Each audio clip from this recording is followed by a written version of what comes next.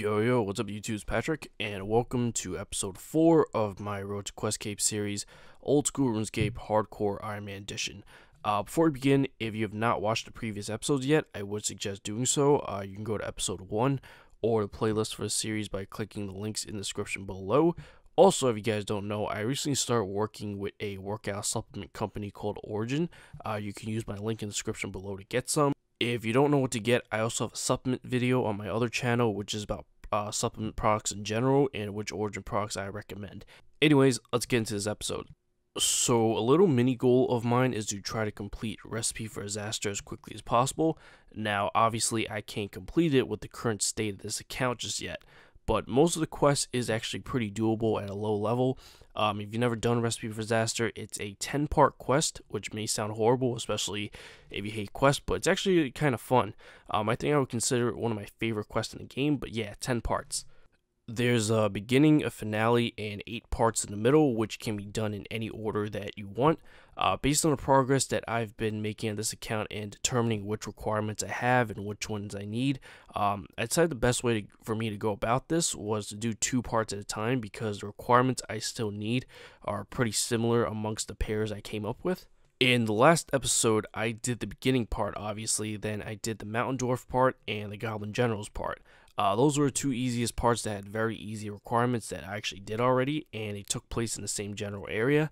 The pair that I decided to do for this episode was Pirate Pete and Evil Dave. There were some challenges to doing these though. One of the items required for Pirate Pete's part is a fishbowl. Surprisingly, there's no stores that sell fishbowls. You would think that they would sell them because it's a pretty simple item, but no, they don't. And the only 2 monsters that drop them are Moggers or Mogers, whatever they're called, or Water Fiends, according to RuneWiki, which, 1, I don't think I should be fighting at my level anyways, and 2, according to the site, it's apparently a rare drop, so who knows how long that would even take. The only other option is to craft it, which requires 42 crafting. I was thinking about 20 something at the beginning of this episode, and you guys already know I'm trying to do as many quests as I can for XP rather than actually training the skills unless I have to. So I also decided I want to do Fremennik Trials. This quest has a part in it where you have to make a lyre, and you either have to kill some guy for it, which only has a chance of dropping, or you can get 40 woodcutting, 25 fletching, and 40 crafting to make it yourself. I actually AFK'd woodcutting and fletching while I was doing other things, so I got those easily a while ago. Figured if I had to get 42 crafting anyways, might as well. And the main reason why I wanted to do Fremennik Trials to begin with was because it gave XP and a bunch of skills, including crafting. So I do it around 40, I get a little boost to help me get to 42 as well, which is perfect. What was not so perfect, and I was actually a bit concerned about, was that I had to fight these 2 guys called Dragon and Koshai.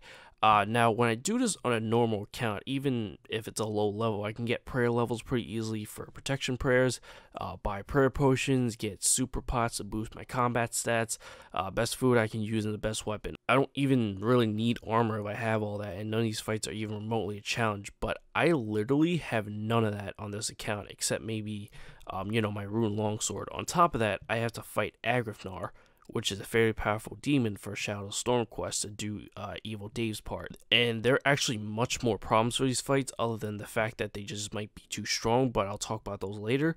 One of the best things I can do right now for the fights is to do whatever quests I can to bring my combat stats up, and more importantly, I need to get my crafting up. Shadow Storm actually also requires 30 crafting, so without some higher crafting, I can't even start any of these. One of the first quests I wanted to do was the Giant Dwarf, which does have a few stat requirements, but the only one I actually needed was 33 magic. I actually made a guide for this quest recently, so I already knew that it was needed just to cast Telekinetic Grab. I actually only got 32 because I don't want to bother with that extra level when I could just use a Wizard's Mind Bomb, which aren't expensive or hard to get. I just did a little bit of Slayer and killed some other random things to get there, but before I even started the quest, I did Knight Sword. For 2 reasons actually. There's a part in the Giant Dwarf that requires the dwarf that makes a sword for you, and it's just a little easier if you did the Knight Swords first. And there's another part in the Giant Dwarf where you have to gather various ores and bars, in which the quantity and type of ore and bar are completely random, so I didn't know what I needed or how much until I actually do it. I think the highest level ore and bar they request is Mithril. Now, usually when I do this quest, I just run over to the Grand Exchange, right, which is the most perfect thing to do actually, because there's actually a shortcut in the Grand Exchange which will take you right back to where you need to go. But obviously I can't use the GE on Iron Man, so that plan is kind of useless. Luckily, there is also the Blast Furnace, which is nearby, and they sell all the ores that I need. The bars were actually the main issue because there's no store that sells a variety of bars like that, so I did Knight Sword to get 29 smithing. I got one more smithing level just to start smelting steel bars so I can smith everything up to steel. Despite not being able to mine coal, I can still buy it from the Blast Furnace. Only thing I was really missing was gold bars and mithril bars. If you recall, at the end of the last episode, I did Monk's Friend for woodcutting XP and 8 law runes. I needed the law runes because the only place you can get a gold bar by yourself without mining and smelting one is by casting telekinetic grab on the one in the basement of the Varrock Bank. 8 law runes should have been way more than enough for this, considering I also had a gold bar from completing Goblin Diplomacy and 2 from Waterfall Quest. Mithril bars were the only ones that wasn't possible for me to get, but I was able to skip over it. That also comes at the consequence of possibly having to get more ores and bars in the long run. That was a risk I was going to have to take if I wanted to get this quest done, and it actually worked out. The quest gave XP and a bunch of skills. We're talking 2500 mining, 2500 smithing, 2500 crafting, 1500 magic, 1500 thieving, and 1500 fire making. Next quest I went to go do was Dragon Slayer. As a lot of you may know if you watched my last episode of this series, I lost my first hardcore to Dragon because I really wasn't ready for the fight at all with my stats, and to be honest, I still wasn't ready, but it gives so much strength and defense XP, especially at these levels. It was worth figuring it out and decided to flinch it, which I was a bit reluctant to do at first, but it actually wasn't that bad. My stats weren't great, but they weren't terrible either. I only need to get a few decent hits, which was very much possible in my levels, and the fight would already be halfway over. I think I was reluctant because every time I see videos of flinching, it's always some level 3 or, just some really low level in general who had no business being there, and of course they're speeding up at 16 times the normal speed, so it was a ridiculously long fight, and I did not want to be there that long. But I got it done, and it was much quicker than I anticipated, even though I was flinching. I got 39 strength and 39 defense. I then went to go do Elemental Workshop 1 and 2. Super easy quest with little requirements that gave 12,500 XP total in both crafting and smithing each for both quests. I also did Tower of Life, which gave 500 crafting, but, whatever. Easy quest, no requirements. Road to QuestCape series, you guys know what's up at this point. Dwarf Cannon for another 750 crafting, Making History for another 1000 crafting, the Golem for another 1000 crafting, and that's actually also a requirement for Shadow Storm quest along with Demon Slayer. So, obviously I did Demon Slayer as well. Observatory quest for another 2250 XP, and last one I did was Shades of Morton, but Shades of Morton also requires 15 herb lore, which I had 6 at this point. I only did the Druid Ritual quest, made 3 potions at the most, and the rest are from XP lamps or whatever. 15 herb lore might not sound like a big deal, but I barely have any herbs in my bank, so I had to go do quests for the herb lore XP. And typically I'm going to just save this for another episode because I feel like I did a lot of quests already, but this was actually a very helpful quest to do.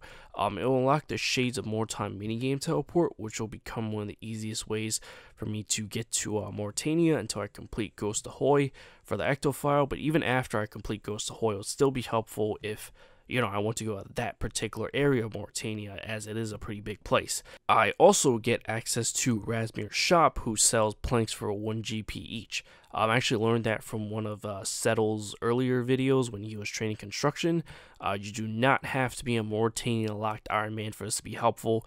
Think about it. If you're training with regular planks, you already have to get the nails, which is annoying as it is.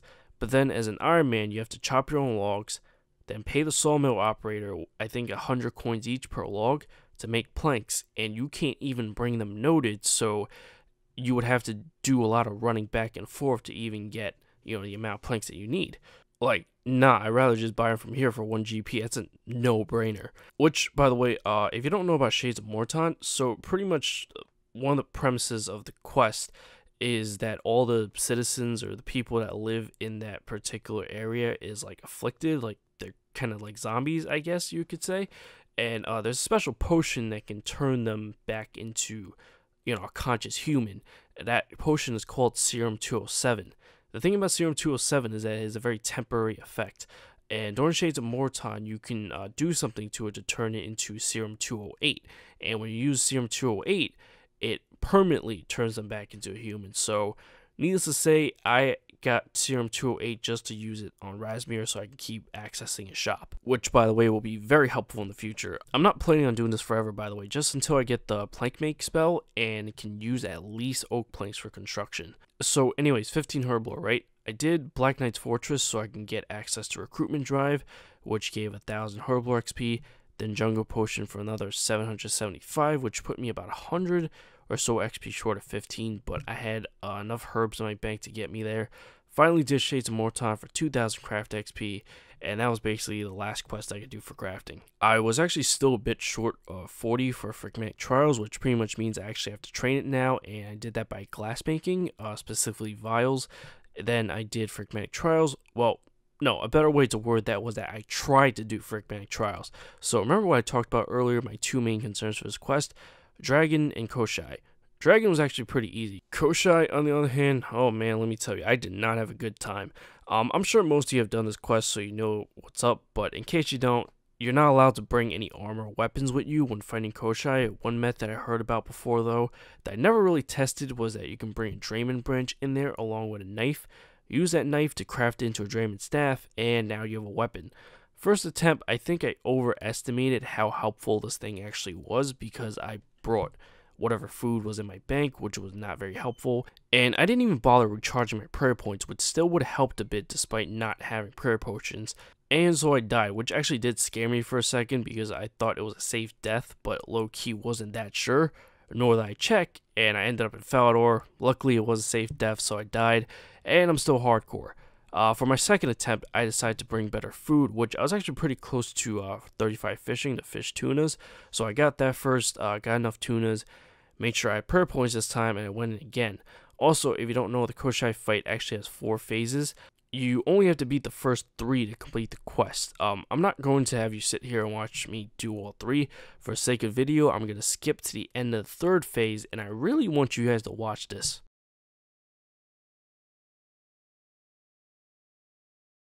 Please tell me you guys saw that.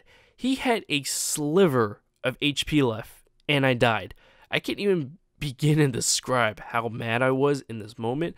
If only I had just one more piece of tuna, I would have done it. Unfortunately, incident, but still kind of a good sign, I guess, because I would consider my hits throughout that fight to be pretty average. So if I just had one more thing to help me out, it was definitely possible. 2 solutions I came up with at the time was to get, slightly better food, which would have been the obvious choice, but I was thinking lobsters, which I didn't have the patience to go get, 40 fishing as well, and then get an entire inventory of cooked lobsters when I was still annoyed at how I died. Second solution was to get a couple of rings of recoils, which you can bring with you. I had a lot of sapphires in my bank, but unfortunately no cosmic runes to enchant the rings, and I couldn't get them either, so that plan kind of went out the window.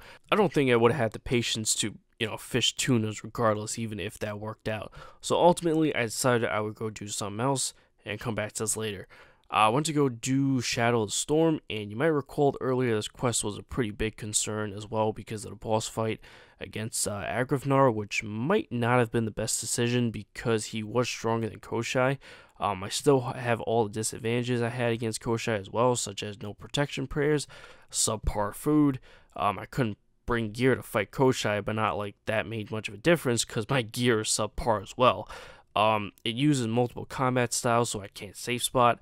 The one thing that puts this in my favor, though, was that I could flinch, which actually took me 2 attempts, and you're probably thinking, how the hell does flinching take you 2 attempts? It's actually more like I got impatient and left voluntarily the first time. So, you see, the last attack on him has to be with Silverlight. If you don't know, Silverlight actually gets a slight damage boost against demons. So, at first, I thought, perfect, let's use Silverlight for the whole fight, which I'm pretty sure I've done in the past whenever I did this quest. But as I mentioned earlier, when I'm doing this on a normal account, I would normally just deck the account out with all the good stuff.